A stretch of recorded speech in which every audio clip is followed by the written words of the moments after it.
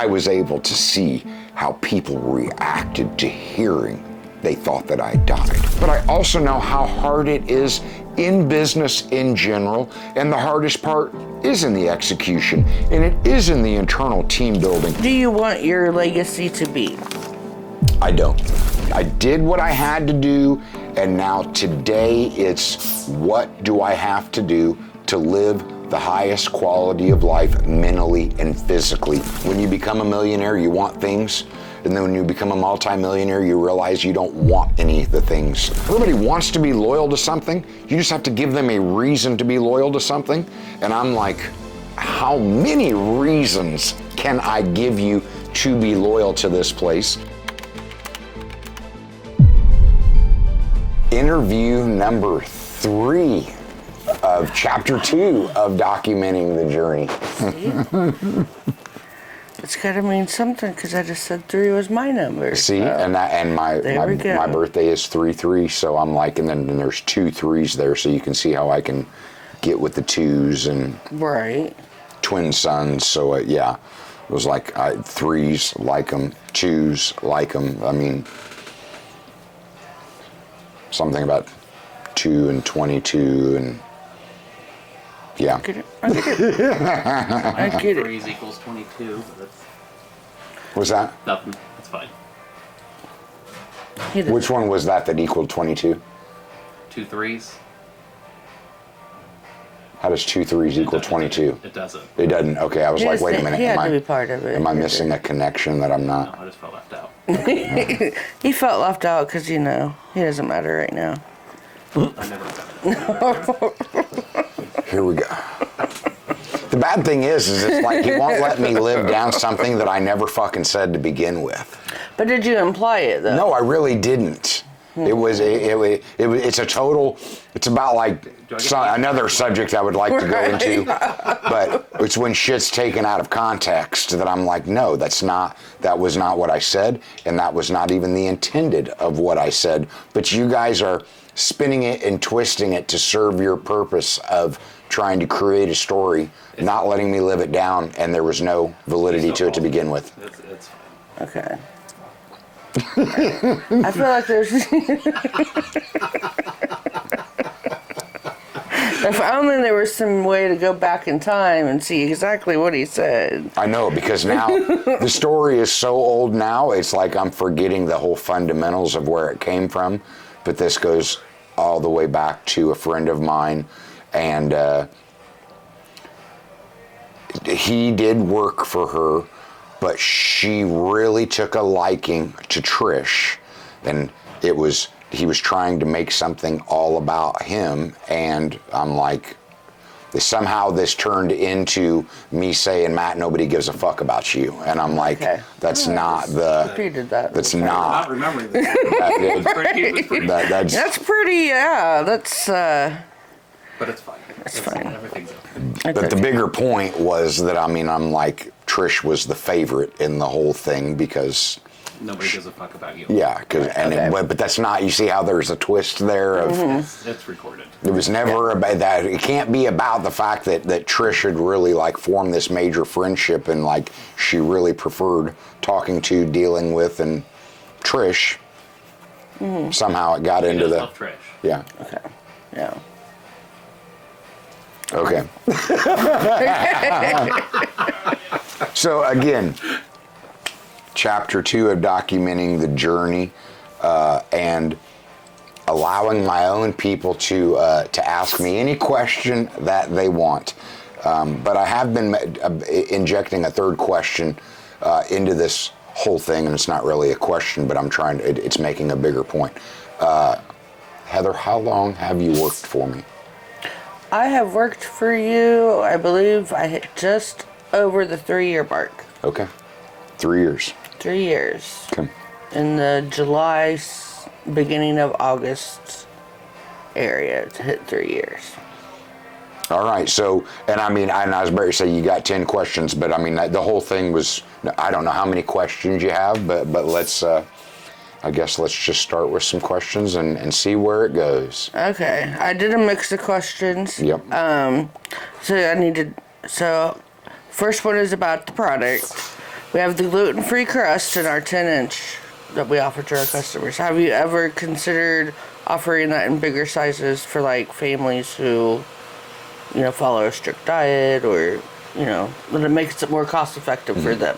Well, short answer is I would if it was available, but the reality, like so many things where people are like, oh, you should carry X, Y, and Z. Well, X, Y, and Z are not available. And if it was available, there's not demand for X, Y, and Z. There's only demand for X. I tried gluten-free. I tried full gluten-free, and that required a double setup of 2 different kitchens to keep everything separated. There was not enough demand for the logistical nightmare to literally have 2 separate kitchens working inside of the building.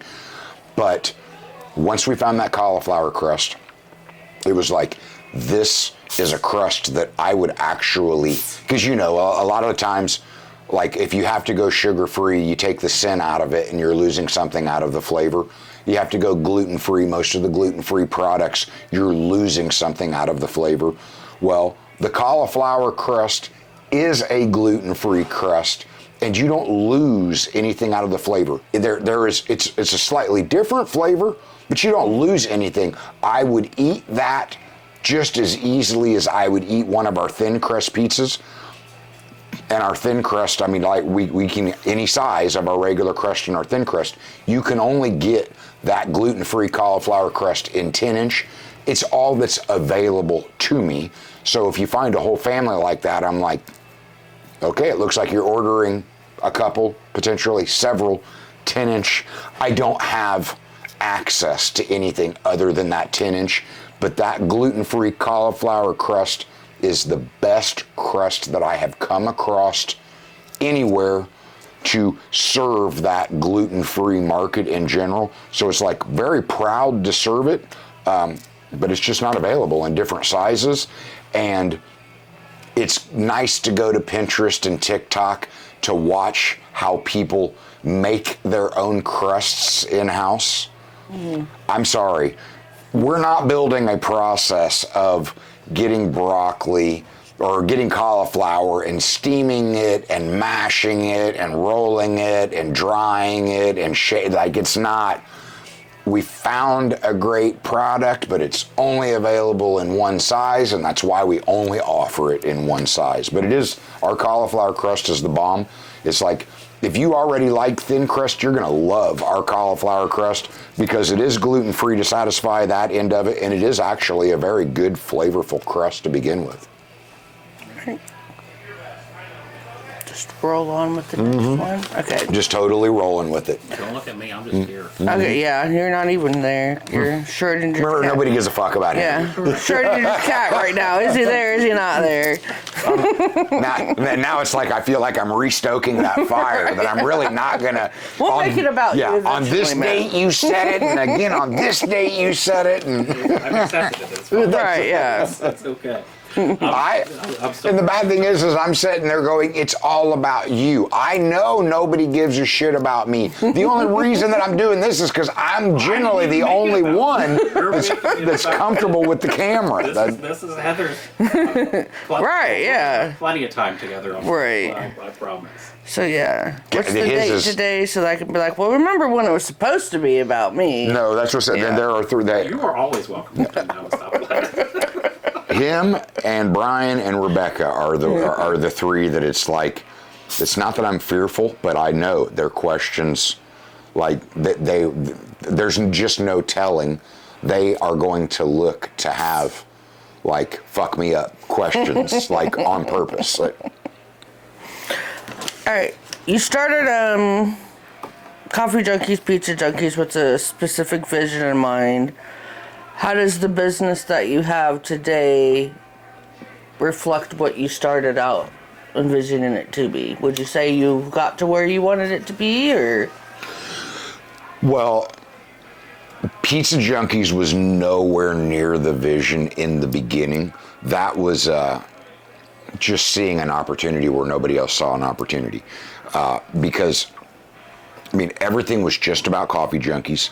But when I bought the competitor, it was install Coffee Junkies in the business to prove that my systems and processes could fix the problems of another small business and demonstrate to me that I had truly developed systems and processes that were moving towards being able to duplicate that it was strong enough. But when I bought the competitor, it came with a test kitchen in the back that already had a pizza oven and a hood in there, and I'm like, if I can, it was a test because I'm a consummate tester. I've learned all of these lessons over 8 years of developing Coffee Junkies. What would it look like if I applied all of these lessons to a new brand? And because I have a personal affinity for pizza places, pizza delivery, I mean, I delivered my first pizza the day that I got my license. It was an opportunity to test something. Then once it got off the runway, like automatically flying, once we got it off the runway, then it took 6 months of me observing that competitor that I had bought, that lot had seen more traffic than it had ever seen. Between the two businesses, my brain started, what would this look like under one roof? So to answer your question, if we get to, I started Pizza Junkies in 14. In 15, I really started questioning what would it look like as a dual brand under one roof. In 16, I won Business of the Year with the Howard County Chamber of Commerce for the dual brand under one roof concept. 16 to now, I guess that would be now 8 years later. I think that it is exactly what I envisioned. And I say that because a lot of places, they'll get something and then it's, well, add and add and add and add and add, and then it becomes just like this unrecognizable monster of what they started with. I fought against that the entire way because I was truly looking at market penetration and market saturation before looking at adding new product lines in general. So I looked at the market and I'm like, don't kid yourself. That was the mistake that I made with Coffee Junkies. When I opened up Coffee Junkies and we started doing 100 and then 150 and then 200 and then 250, I thought that was market top. That all I was going to do was I'm going to open a store and I just have to get that store to $250,000, and that was market penetration and saturation, and I need to open up another store. And I was wildly wrong, because now today the average coffee shop, like the Coffee Junkies model by itself, will do $500,000 to $750,000. That is true market penetration and saturation. So then when I look at the combined model, I'm looking at what the Washington Street store is doing, and then I compare it to Indianapolis, and Kokomo has 1/3 of the community that Indianapolis has. So when I start thinking about new product lines, I'm like, why? We haven't truly reached full market penetration for what our potential is with our current menu. So why would I want to morph it into another menu or bastardize it to make it look like what it wasn't intended? Because I think that we've reached saturation. We haven't reached saturation. And then I know we're talking about the meatballs, where it's like, I wanted to do something that nobody else is doing, because most places will add chicken wings and then they'll add pasta. And I'm like, I still believe we have not reached full penetration / saturation inside of our Kokomo market at 20 years old or 19 years old. Never mind the Indianapolis market at 6 years old. No, I think that we're on track for what it is, and I think generally what it is what it is meant to be, to duplicate into the hundreds and into the thousands, because at the end of the day, it still does come back to the KISS principle. Business is complicated enough without you going out of your way to literally purposely complicate your business. I'm trying desperately to keep it as simple as possible because it's already so complicated that, yes, I'm like, in my desire to create and envision and dream and test, I also know that there is a certain line of what I want to test. Does that truly fit inside of the brand that is Coffee Junkies, the brand that is Pizza Junkies? No. Then don't put thought into it and don't muddy the waters of, we have already found out that 99 out of 100 POS providers are not even capable of servicing us due to the complexity of our menu, because they specialize in the coffee industry and they can do everything that a coffee shop needs, or they specialize in the pizza industry and they can do everything a pizza place needs. Our POS provider is one of the few that has figured out how to accommodate both sides and do most everything we need it to do.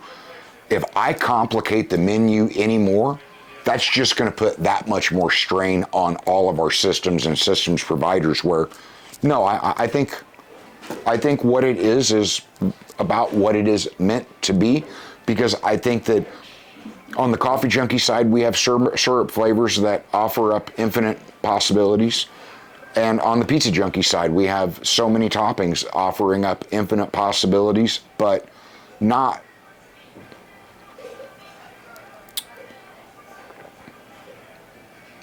There's something to be said for tearing a system down and recreating it that's completely different for reimagining a brand.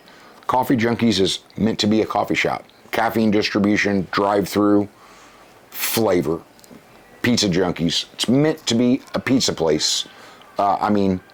People eat pizza 2 to 3 times a week, so I'm like, and it is about quality again, and options and flavor, and I don't know that it needs to be any more complicated than that. So yeah, I think that what it is what it was meant to be, and at this point, I'm trying to throttle the not letting it become something completely different, because it's already original. I know of nobody in America that has successfully integrated a coffee shop and a pizza place as a concept under one roof, in successfully written processes and systems and a culture that works and proven duplicatability. And if I go tinkering with it too much, I might screw up this good thing that we've put together. All right. Okay. Let's see.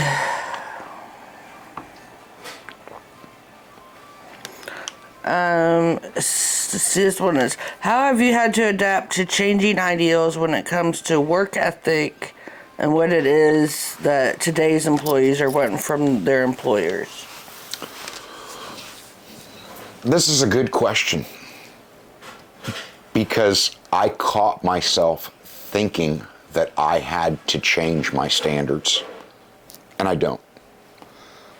We have went through some very trying times. Part of it just being new generation coming in with easy access to information under the internet, and then what happened in 2020, where we literally had a generation that came up thinking that you should just be able to sit at home and that the government would just give you money to sit there and do nothing. Then leading to the, oh, well, nobody should be required to come to work. You should all be able to just work from home, which is the vast majority of the time highly unproductive. That's not, like, employees forget that your benefit as an employee is the byproduct of you making your employer successful. The employer does not exist to just make a happy life for an employee. And we've gotten off track there. So we've went through this phase of time where I started thinking maybe I need to be rethinking my standards. And I'm realizing that we got away from, they attempted to make us find a new normal, and they're all quickly realizing that they were full of shit for trying to re-envision a new normal. There is still something to be said for high character. There is still something to be said for great work ethic. There is still something to be said for pridefully serving people and paying attention to consistently serving a high quality product, there is still something to be said for your reputation of being a very dependable, high character individual. There is still something to be said for having a great rapport with your coworkers, and me putting an effort into maintaining that type of culture and holding those standards to the point of I don't have to accept that we have to tolerate C and D effort people because they're either lazy individuals, or it's a generational thing, or it's something that our government has done to shift our lens of reality. No, I think everything has generally, it's tested my patience, it's tested my thought process, but over time, there's still reality and common sense, and we are falling back to that reality and that common sense, and I'm glad that I didn't stray too far from no. We still need really good people that want to hold themselves to higher standards and work inside of a group that holds themselves to higher standards and still wants to come somewhere to take pride in being a part of something bigger. The world tried to change, and I think that there are some places in the world that maybe they succeeded in that change and they're suffering the consequences of it. And I embrace change, but I should not have to change my standards. I live by a certain code that I should not. I think that I hold myself to a higher standard directly when it comes to character. I look for that in other people, and maybe I've had to sift through more trash or more coal to find the diamonds, because the world has given people a very skewed sense of reality that's not true. But it still comes back to that default. There are really great people out there that want to operate in high character, that want to be prideful about their work, that want to be part of contributing to a positive work environment.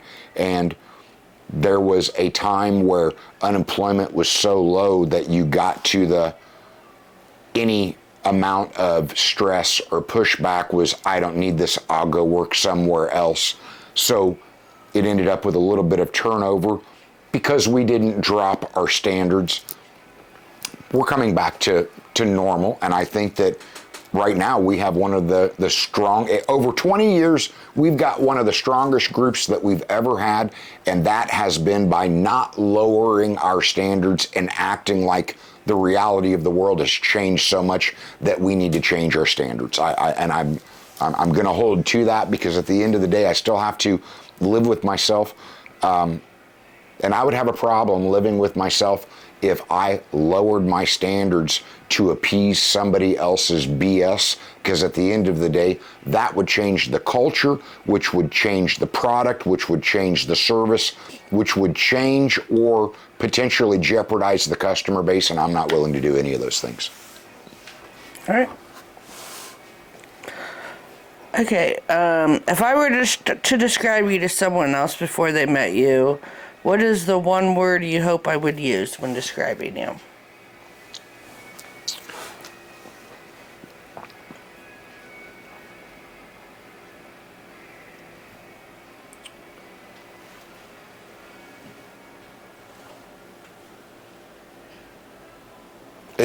So many words are coming to mind, but you're hitting me on one word.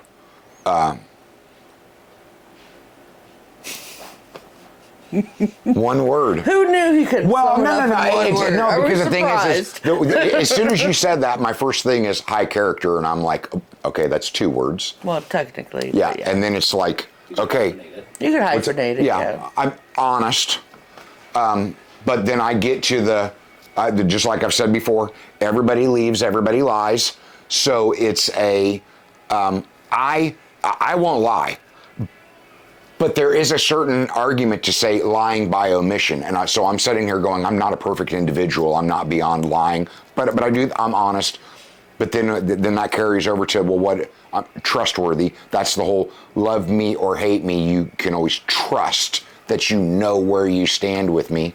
But then I do come back to the bad thing is like, I see what you're doing, but but her question was, what's the one word you would want me to use to make sure to describe you? And I'm like, I know, I'm stubborn. And I'm stubborn and AF. I was like, you are the perfect shirt for this. But the thing is that how I would want, is that how I would want to be described?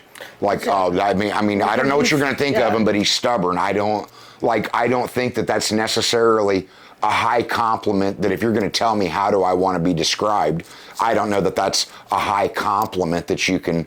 Being stubborn has got me where I am, but where I am comes back to that respect, rapport, reputation, and I think that the reputation side of it, like the only reason people have helped me is because I am honest, because I am trustworthy, because I do display high character. I mean, you end up in bad deals, and everybody's got to take a bite of a shit sandwich, but it's about being honest and trustworthy in that entire process. The only reason people have not been willing to help me through my journey because I'm stubborn. Some of them are like, I'll bet on him. The dude's stubborn, like he ain't gonna give up.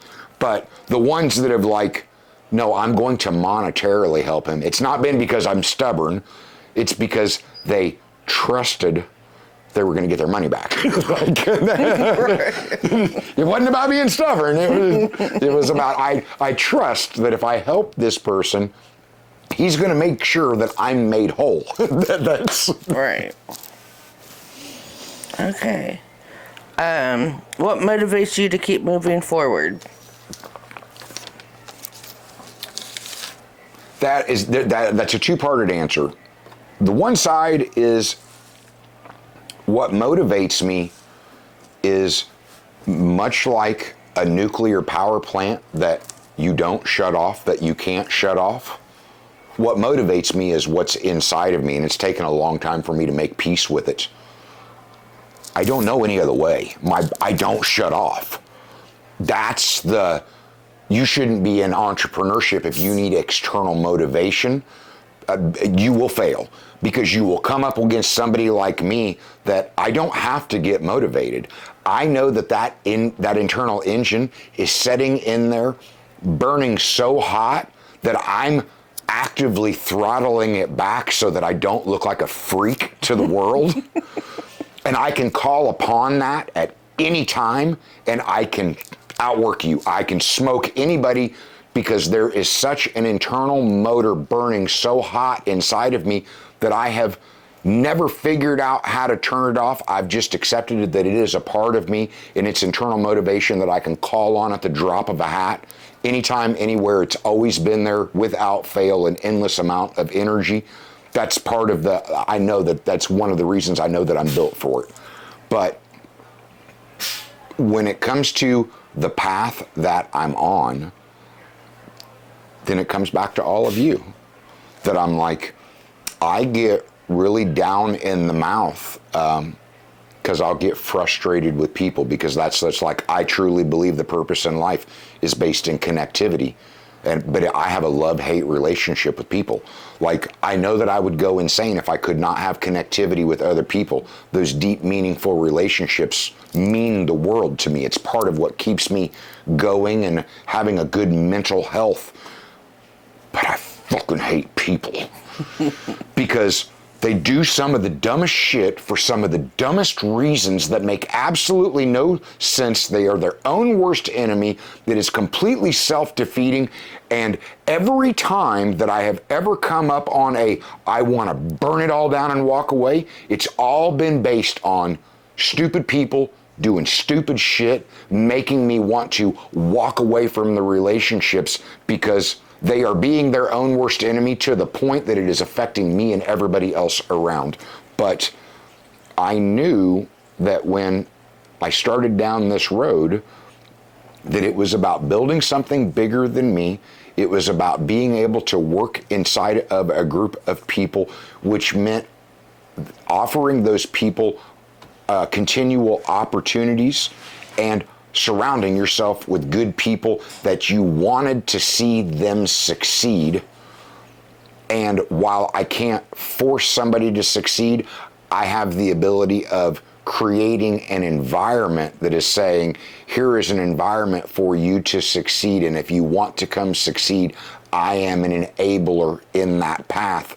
And over the years, I've had so many people come through and appreciate that and develop and grow, even if they were only with me for a small time, that is truly empowering and motivating to continue to create that environment, because I am all about personal development and growth, and I love that I'm able to create an environment and watch other people choose to take responsibility for their own life and exist in an environment that fosters that development. It is very gratifying to see somebody with the right mindset put in the right effort and be contributing to our environment and growing as an individual at the same time.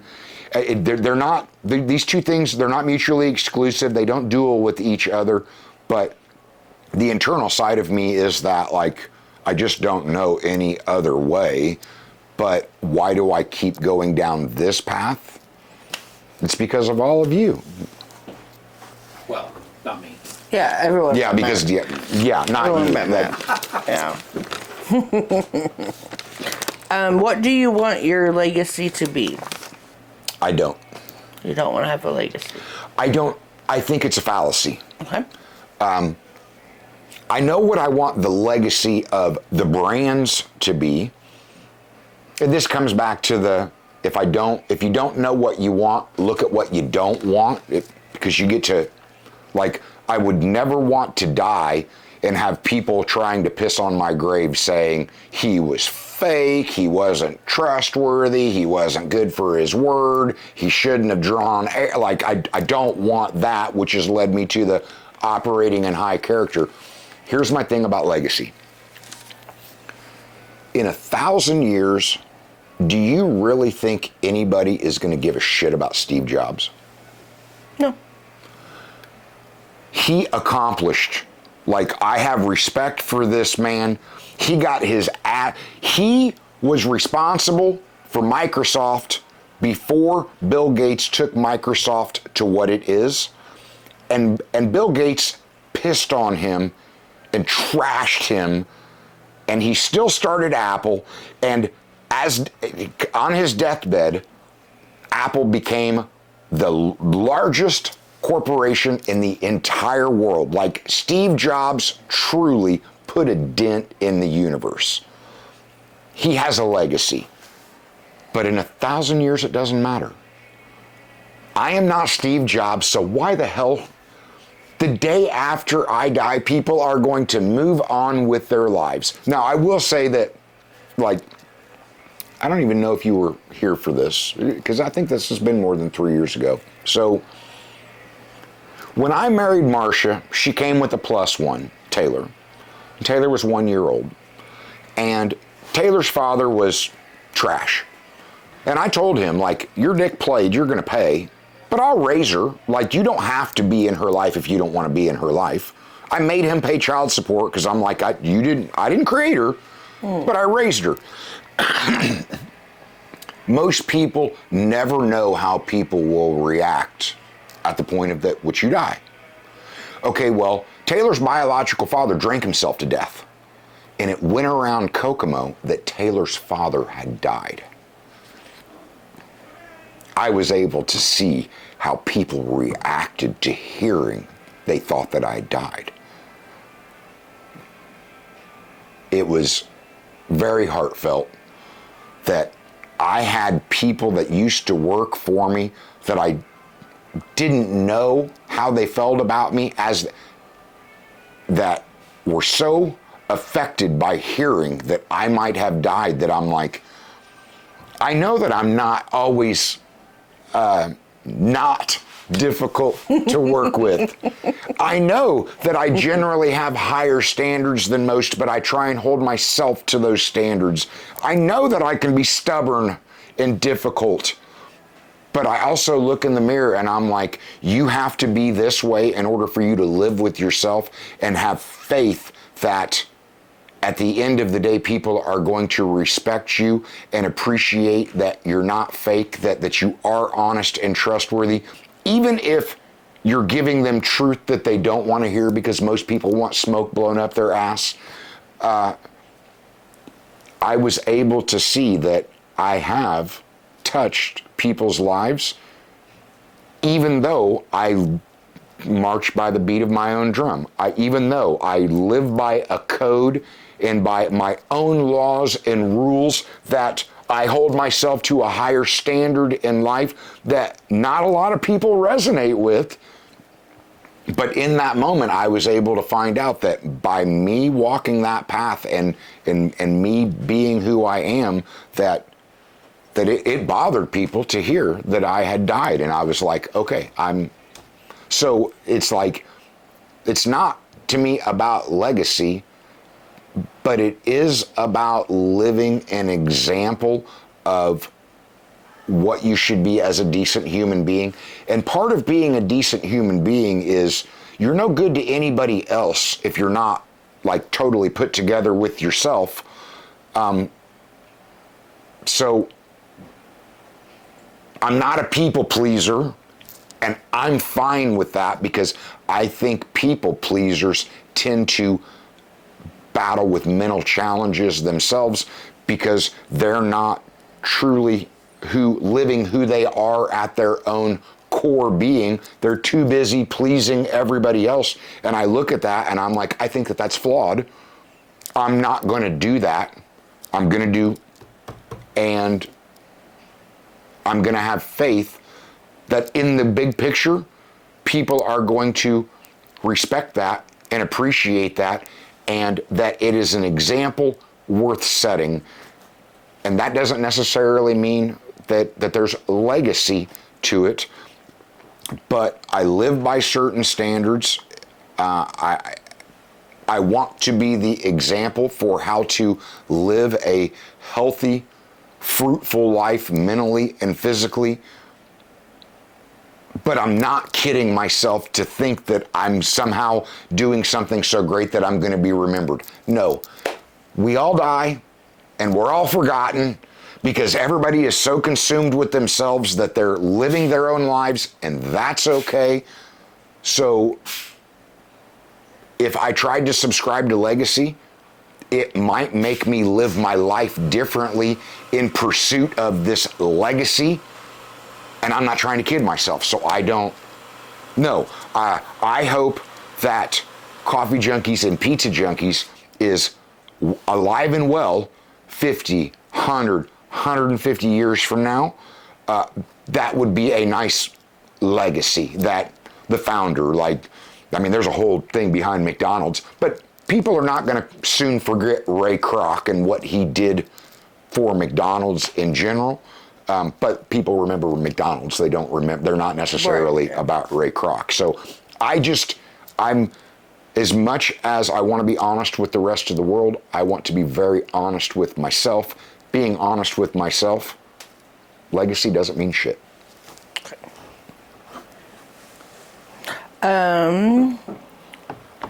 For someone going to the franchise part of it, for someone who is looking into different companies for franchises, why should a potential franchisee choose your company over others to invest in? I can answer that so many ways. Like, if you're just talking about the common sense side of it, Coffee Junkies and Pizza Junkies is a dual brand under one roof. The coffee industry is a multi-billion-dollar industry that we compete very effectively in. The pizza industry is a multi-billion-dollar industry that we compete very effectively in. But we compete in both, which means good luck attacking us or getting an upper leg on us because we're dual operating in both of those industries every single day. I think that that gives us a uniqueness and a competitive advantage and the ability to win a customer.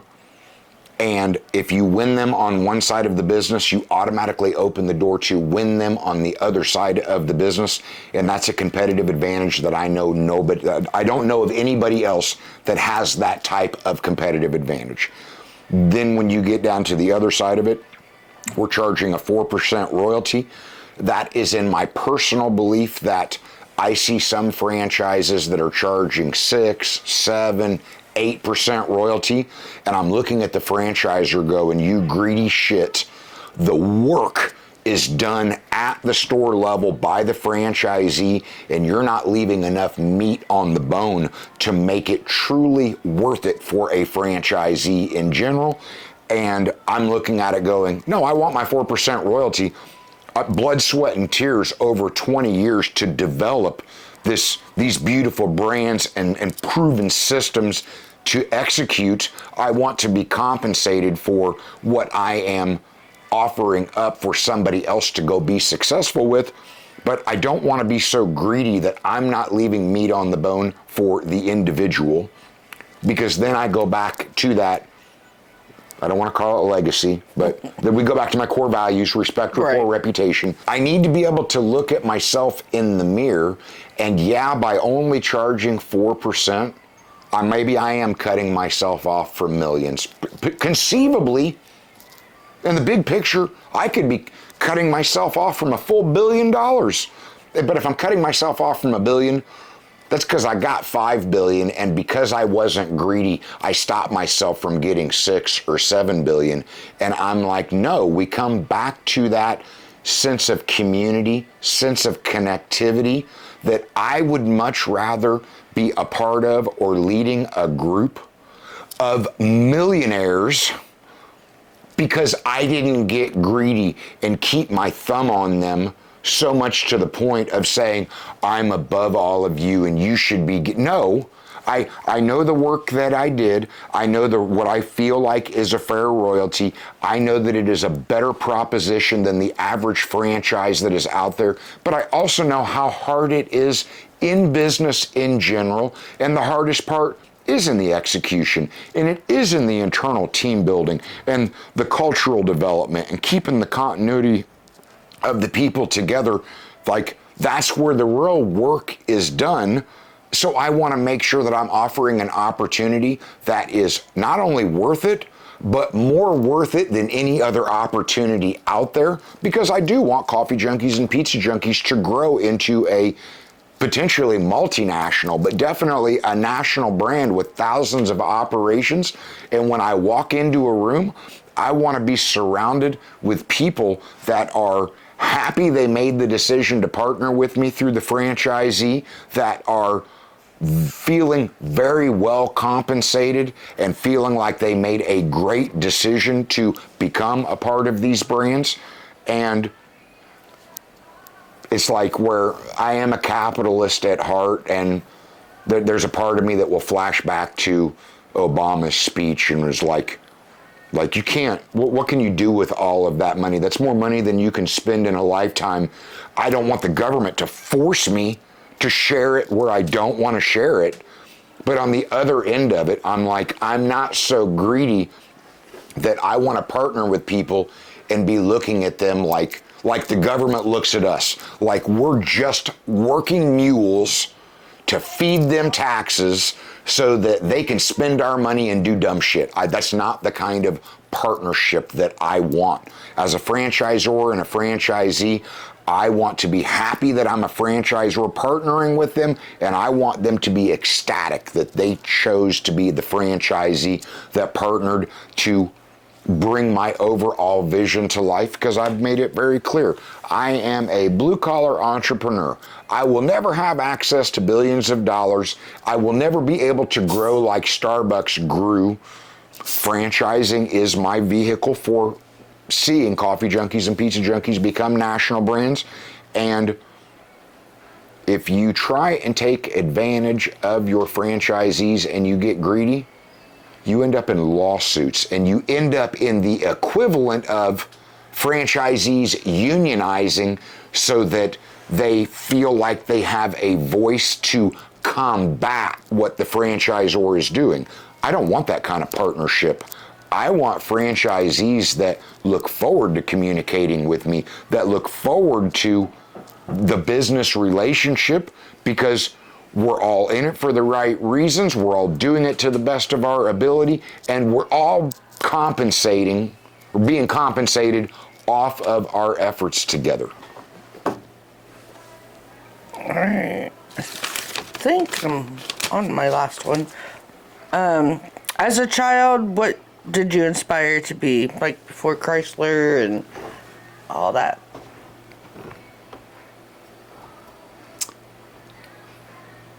Honest answer, I didn't have any of those aspirations. I never told myself, oh, I'm going to grow up and be a fireman. Oh, I'm going to be a police officer. My brain, I don't want to insult myself, but I want to be honest. I didn't think that I was that intelligent. I come from a lower to middle class working, tremendous amount of respect for my father. He provided for us by working with his hands. I thought that that was who I was going to be. And I was fine with it. I'm willing to work hard, and I have no problem with my hands being what produces the food that's on the table. I didn't, mine was, I'm just ready to go to work. I went to work full time at 14 years old because I saw, you go work to make money to get the things that you want. Sign me up. I'm ready to go to work. I've always been willing to work. Did I have any, I'm going to be the president someday, I'm going to be an engineer, I'm going to accomplish all of it? No, I didn't. As a kid, I was like, you go to work and you produce work with manual labor and you get a paycheck. Be the best employee that you can be, so that you can make the best wage that you can make, and then decide what you want to do with those earnings. It was really that simple for me because I didn't have a love for school. I didn't have a love for reading, but I always had that internal motor. I was always doing something.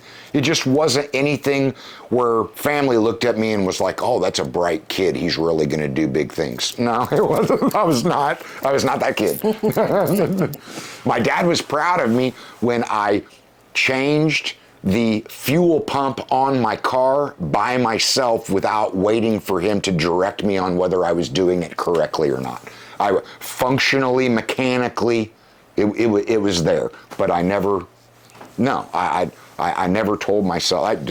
If you would have told me that this was what was going to come out of my life, I would have looked at you like you were on drugs. The pinnacle of my life in that respect was my grandfather helped me get a job at Chrysler, and I am able to perform manual labor at a high rate of pay.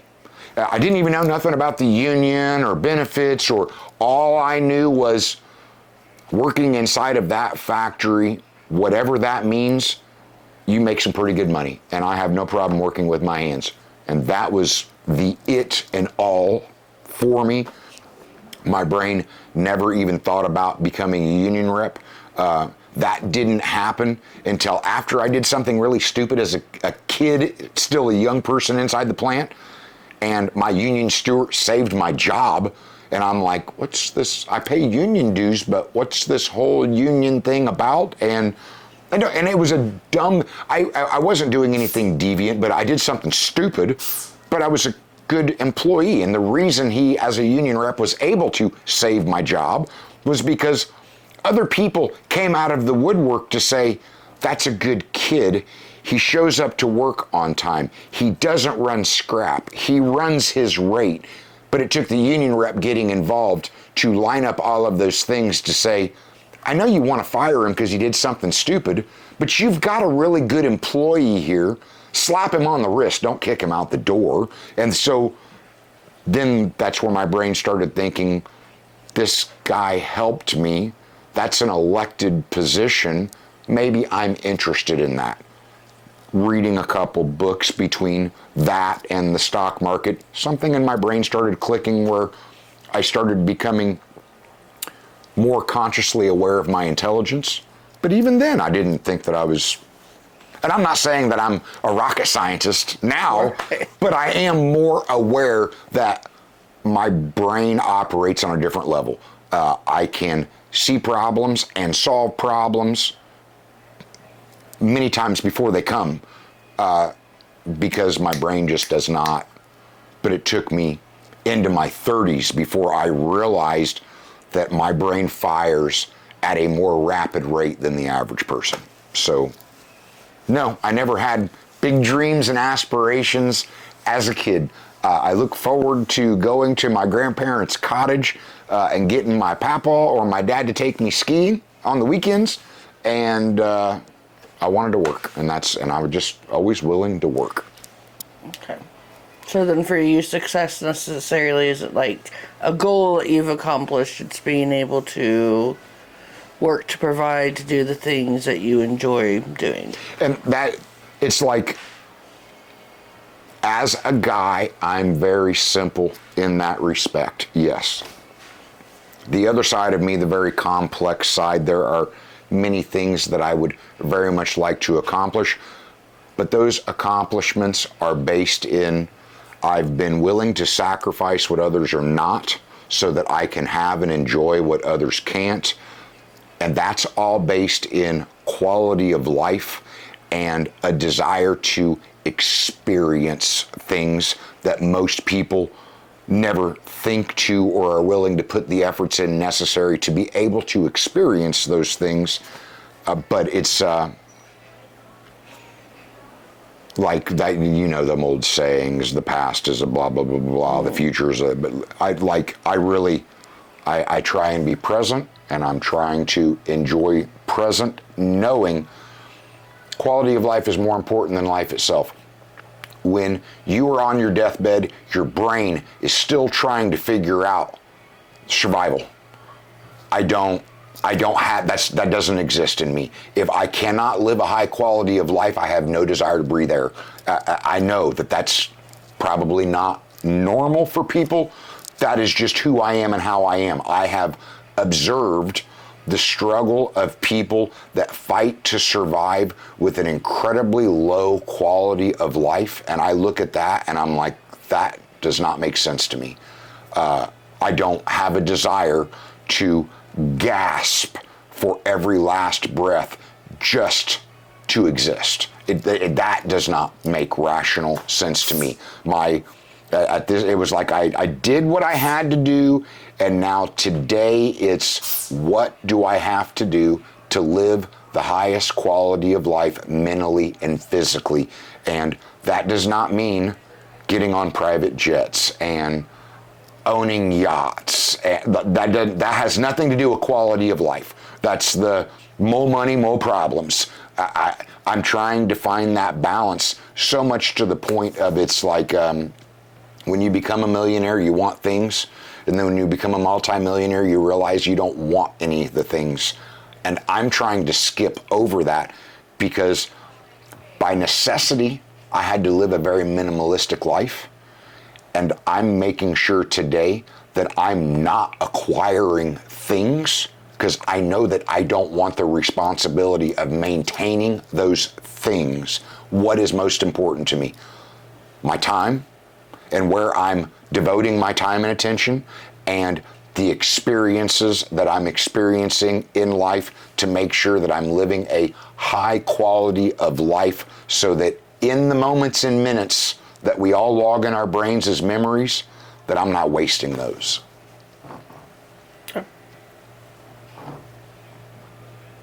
I think that brought Is up. that it? I had one more because I asked it. I didn't ask it because you said the word and it triggered.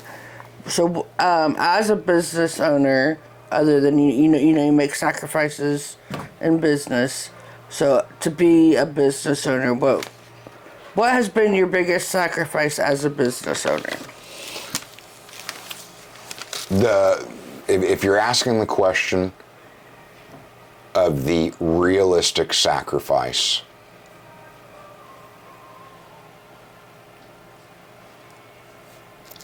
it is like I've sacrificed everything that a normal individual holds sacred in their life. What is that? I've sacrificed having a normal home. I've sacrificed having a normal family.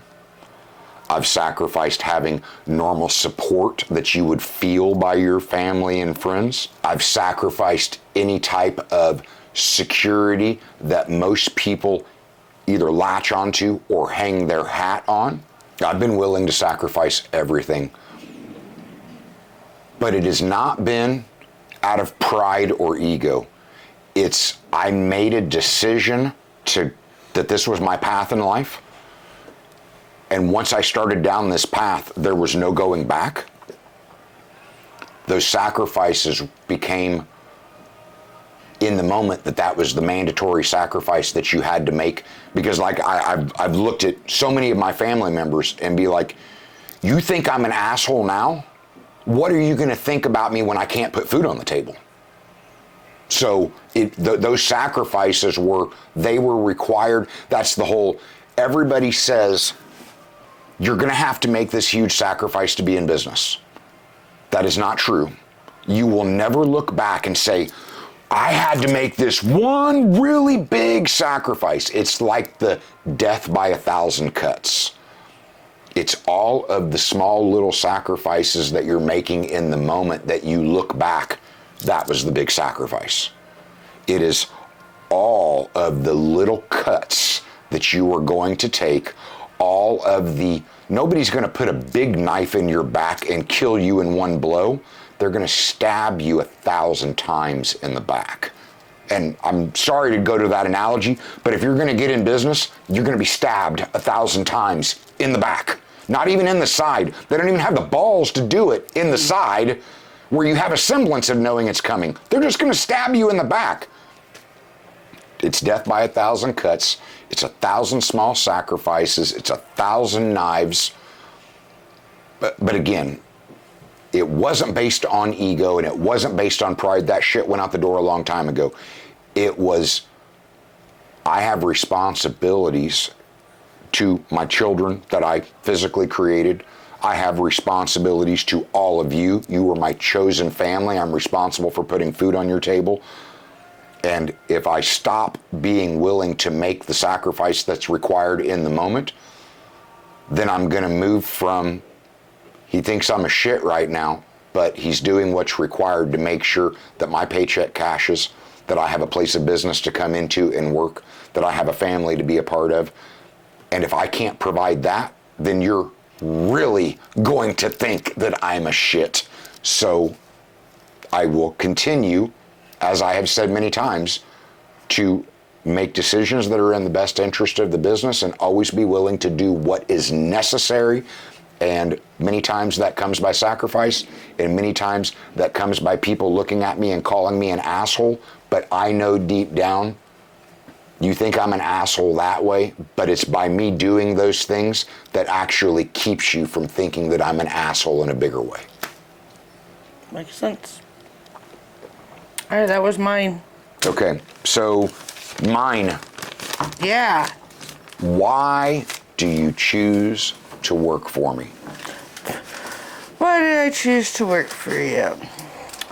I went back to when you asked this question. I was working somewhere else when I was putting out applications. And, you know, I got the message from Rebecca on Indeed. And honestly, I grew up in Kokomo, but moved away for a little bit. And when I came back, I hadn't heard of Coffee Junkies or Pizza Junkies until, you know, I put the application in. And knowing I had an interview coming up, I was like, you know, I should probably look into this company and see if this is going to be something I'm even going to be interested in. It was a couple years after COVID. I was working for Circle K, a very corporate place. You know, I was a GM over, they had me running 2 or 3 different stores at the time. Very cushy, you know, bonuses, paid time, all the things that you would want in a corporate job. It was just, they were running me to death. I didn't feel seen or heard. I was just, another number to them, easily replaceable, all that. I was just frustrated with the politics that comes in corporate business. So I was watching your videos, and you were talking about the different, how COVID had hit, and the different culture, and how something had happened where you felt like you needed to respond to the community. And it was the video where you were talking about, the different cultures, and the way that you're still the type of person who cares about the people that you work with and work for, and that family environment. And that was just something that I knew at the time was missing from my life because of other personal things. And then I felt that in the atmosphere when I came in for my interview. I never had met you yet or anything. In fact, I'm pretty sure I worked for you for like 2 to 3 months before I realized you even knew my name. Like, you said my name one day, and I didn't even know you knew who I was, honestly. Because we hadn't met yet. Mm-hmm. So, and it was just listening to the way that you say things, and just how direct you are, and how the culture, and there's not that politics here, I come in, I feel like I like the environment that's here, the people that, you've brought together. Not everyone I know personally, but I don't feel that judgment. I feel that acceptance here, that this is a place where you can come, as long as you're a hard worker, and you are one of those dedicated, that, you accept people for who you are, you welcome them in, you give the second chances, you are honest. I always know where I stand with you. There's not a lot of sugarcoating and blowing smoke up my ass to get me to stay, and things that I would, because I like honest people. I like people who, like you said, some people see you as an asshole. And there's been times I've joked around because I know that you use that word to describe yourself. But honestly, I don't, because I like people that are straightforward, that just say what they need to say. Because that's a lot of where my personality is sometimes. And I like that honestly from people. And I feel like that's something that I get here. And towards that end, it's like, it took me a certain amount of time to warm up to the camera, and it was almost like a forced situation. And people can question, like, do I do social media well? I don't know if I do social media well. I'm gonna be honest, I don't care. I don't overthink it. I put the social media out there because I know that's what prospective employees that they want to know more before they make a commitment. I put it out there because customers are always they would like to see a peek behind the curtain to know what business is it that they're supporting. And then it's I'm looking for franchise partners, so I know that I'm self-selecting. If I put this out there, whether it's well received or not, people that are potentially thinking about partnering with me through franchising, that they're going to look at that. They're either going to resonate with me and say, well, I resonate with him and I see what he's done and built and I want to be a part of that. Or you'll find people that'll be like, oh, I want to be a part of that because I look at the brands. But then they'll see me and be like, I can't take that directness. That's good, because franchising is a true partnership for a extremely extended amount of time. And if we're not going to resonate with each other and be on the same wavelength, then the partnership's not going to work overly well, because we're not going to be able to effectively communicate with each other. So I do this to develop the library of content that I'm putting out there, and however it is received, I accept. Good, bad, or indifferent. I'm putting it out there so that it can be received, because I know no matter what situation you put me in, I am the same person. So when you see this on social media, I promise you, this is who I am 24 hours a day. I don't change to the environment or to the individual. I am me all the time in every environment. And if you resonate with that, well, then likelihood is there's a good partnership there to be had. But if you don't resonate with that, well, then don't inquire about franchising with me, because you're not going to change me. I have become pretty comfortable in who I am from that perspective. And franchising is about a partnership, and I don't want resentment out of franchisees, so I would much rather have them self-select and opt out, because I'm willing to put all of this out there on social media to say, this is who I am, this is who my team is, this is what the brands are, and if you resonate with that, well then, big group, come be a part of it. And if you don't, cool, because I'm all about the live and let live. I understand I am not everybody's cup of tea, but I think that more people should be like me, and you would have a higher quality of life mentally and physically, and I just try and live that, and the people that I attract, and the people that I repel, I've accepted. You can't make everybody happy, and you're gonna repel certain people, and I fully admit I do tend to repel the more sensitive personality. You do. And the thing is, I have empathy for those people, but that does not mean that I want them close to me, because it's that sensitivity that means you have to stop progress just to address their sensitivity. And we're here to be partners. I'm not here to be your parent. That's your parent's job. I'm here to be your employer, not your buddy. And that's where I've long said, you don't have to be able to go out and have a beer with somebody in order to respect the work ethic that they bring to the table. I told my kids that, like, I'm not your buddy, that's your mom's racket. I get that. That's, I want to be a decent person. I want to set a good example. And hopefully I attract the right people to me. Right, yeah. Okay, last question. Why should people patronize Coffee Junkies and Pizza Junkies? Well, I'm going back. I'm the type of person that, like, I live in the city. I go to the same gas station every day, same grocery store. I'm a very, just like most humans, a very habitual person. And to me, Coffee Junkie, Pizza Junkies, it's just one of those places that I imagine, especially like you said, with the dual brands underneath, you've got so much that you can capture when it comes to, as a patron or as a person trying to invest in the business. You got to think about it. You got the coffee side of it that offers the breakfast items. So, as a patron, I can come here in the morning, I can get my coffee, I can get my breakfast. I can come back for lunch and have a salad and, a sub. I can come back for dinner, take pizza home for the kids. So it's one of those places where, and I can get to know the people. I like to get to know the people that I'm interacting with every day.